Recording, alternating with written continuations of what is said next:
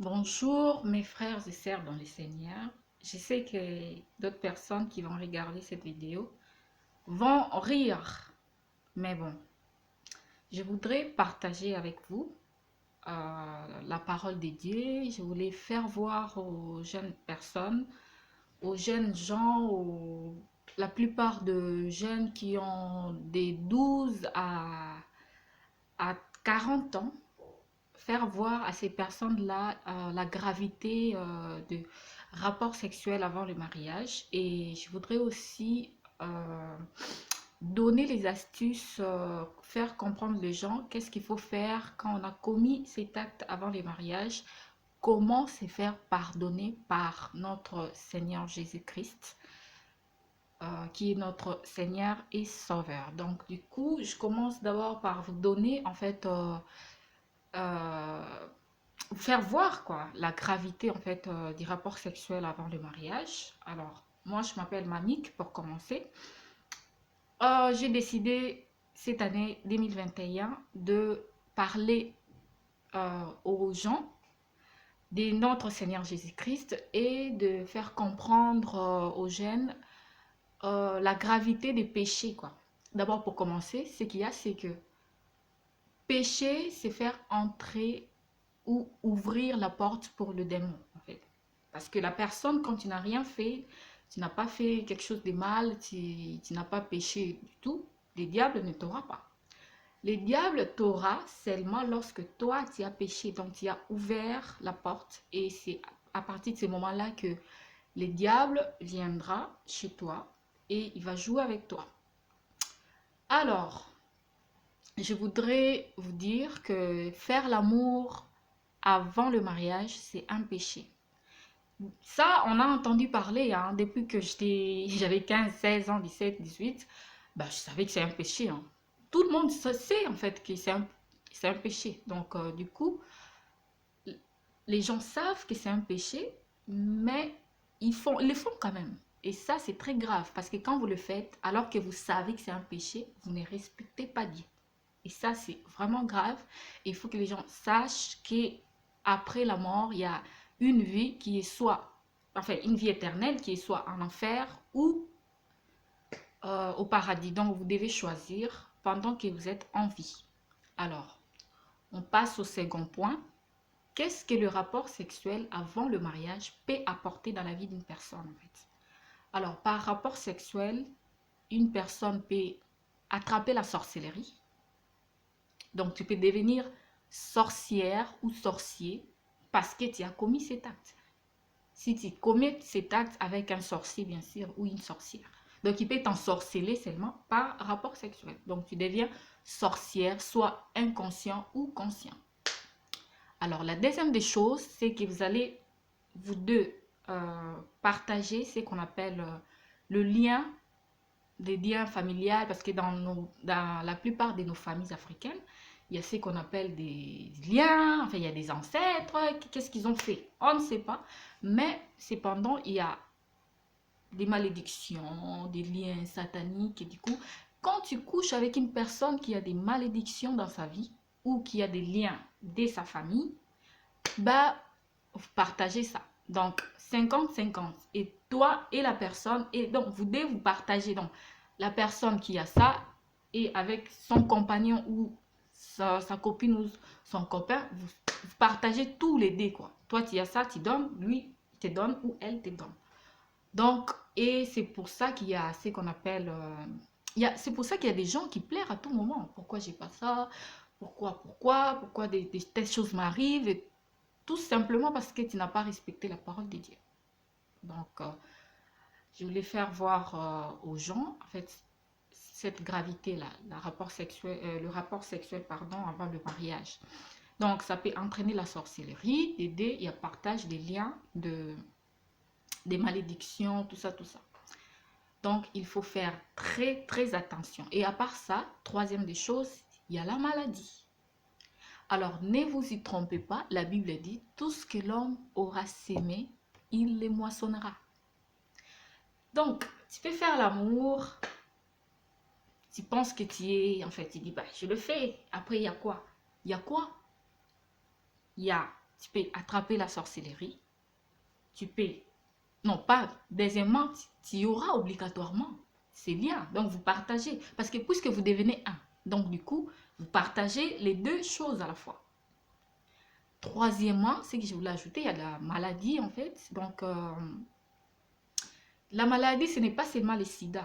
La maladie, il y a plein de maladies sexuellement transmissibles. Et c'est à partir de ça que les diables entrent dans la vie des gens pour donner des maladies en fait. Parce qu'à partir du moment où tu as déjà fait l'acte, donc le diable peut imaginer, peut se dire, ben, je donne quelle maladie, ben là je donne les syphilis, là-bas je donne telle maladie. Et du coup, il y a des gens qui se retrouvent avec des maladies dans leur corps, ils savent pas. Et du coup, après, ça devient un cancer, ça devient des telles choses, ça devient ça, ça devient ça, ça devient ça. Tout simplement parce qu'on n'a pas marché dans la droiture en fait. Et à part ça, je voudrais aussi dire qu'il y a une solution à tout problème. Déjà qu'on est enfant de Dieu, donc Dieu nous aime beaucoup et tu peux pécher, mais à partir du moment où toi-même tu vois vraiment que tu as péché et tu veux vraiment te repentir, ça c'est déjà une bonne chose et c'est le début de la délivrance. À partir du moment où la personne décide d'abandonner ce qui est mal, c'est le début de sa délivrance. Alors, si tu as fait l'amour avec, non, avec plaisir ou un ou deux ou trois, si tu as fait l'amour avant le mariage, ce qu'il faut faire, c'est que de un, il faut chercher ces personnes avec qui tu as couché avant le mariage. Ça peut être aussi ton fiancé, ça peut être quelqu'un, ton copain, ta copine et tout. Même si vous n'êtes pas séparés, cherche d'abord tes ex ou ton copain, ta copine et tout. Demandez pardon. Donc, tu dis, bah voilà, on a fait l'amour, on n'a pas respecté ce qui est la parole de Dieu. Euh, on n'a pas respecté la parole de Dieu, donc je viens te demander pardon pour l'acte qu'on a commis tous les deux. Que Dieu nous pardonne pour cet acte. Et après ça, tu demandes pardon soit à ton copain avec qui vous avez fait l'amour, soit à tes ex et tout, avec la personne avec qui tu as fait l'amour avant le mariage, que ce soit ton fiancé, ton copain et tout. Même si vous êtes marié, si vous avez fait l'amour avant le mariage, demandez pardon et deuxièmement, allez chercher un pasteur. Allez chercher un pasteur. Confessez que non, voilà, pasteur, j'ai fait l'amour avec 30 personnes, avec 40, avec 50 ou avec une personne, deux, trois. Et je les ai demandé pardon. Et je viens confesser, prie pour moi, implore le pardon de Dieu. Alors, il peut y arriver que d'autres personnes avec qui tu as fait l'amour avec eux ne sont plus, ou peut-être que tu as perdu des contacts et tout. Il suffit de confesser, de dire voilà, j'ai demandé déjà pardon à 3, 4, mais sauf que les deux autres là, je trouve pas, je les trouve pas en fait, ni c'est des réseaux sociaux, j'ai perdu les contacts et tout. À partir du moment où tu as déjà confessé, tu as déjà parlé de ça à ton pasteur, le pasteur va prier pour toi et du coup, il faut plus recommencer.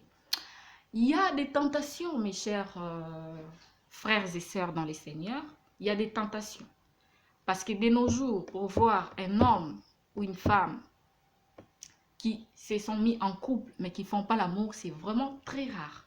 Il faut vraiment tomber sur la bonne personne qui craint Dieu. Et ça, si tu tombes chez une personne qui craint Dieu, c'est une bénédiction. Moi, j'appelle ça, c'est une bénédiction. Donc, le mieux serait soit d'aimer un frère de l'église ou une sœur de l'église avec qui vous allez vous faire comprendre. Un chrétien, voilà, un chrétien qui craint Dieu, parce qu'il y a des gens qui se disent chrétiens, mais après ils font des choses pas bien.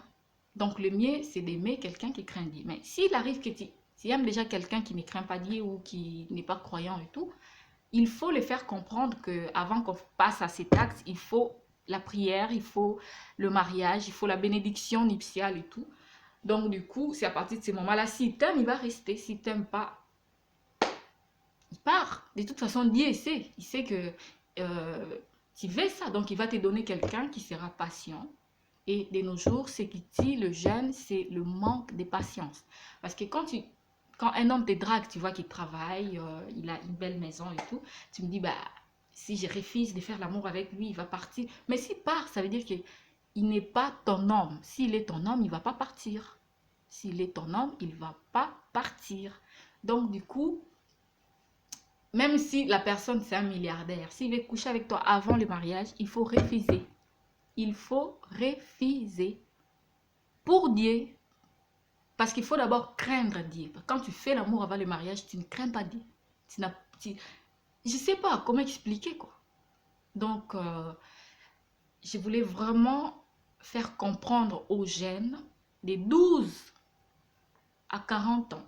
Parce que la plupart des fornications, ça se fait à ce niveau-là. Mais après, il y a aussi ceux qui ont plus de 40 ans qui font aussi la fornication. Et ça, ce n'est pas bien. Donc, à partir du moment où on n'est pas marié, ce n'est pas bien de forniquer. Parce que à partir de la fornication, il y a ce qu'on appelle des mauvais esprits qui entrent, tu ouvres des portes, il y a des maris de nuit, il y a des femmes de nuit, il y a beaucoup de choses qui arrivent, il y a des maladies, il y a des grossesses non désirées, il y a vraiment plein de mauvaises choses. Et ça, ce n'est pas bien. Et ça t'amène en enfer, quoi. Ça t'amènera en enfer. Si tu continues avec ce genre de choses, ça va t'emmener en enfer. Donc, c'était là votre sœur Manique. Je voulais vraiment faire comprendre la gravité de ces choses-là. Vraiment, je vous remercie beaucoup. Que Dieu vous protège. Vraiment, gardons l'attitude de la prière et c'est très important. Merci beaucoup.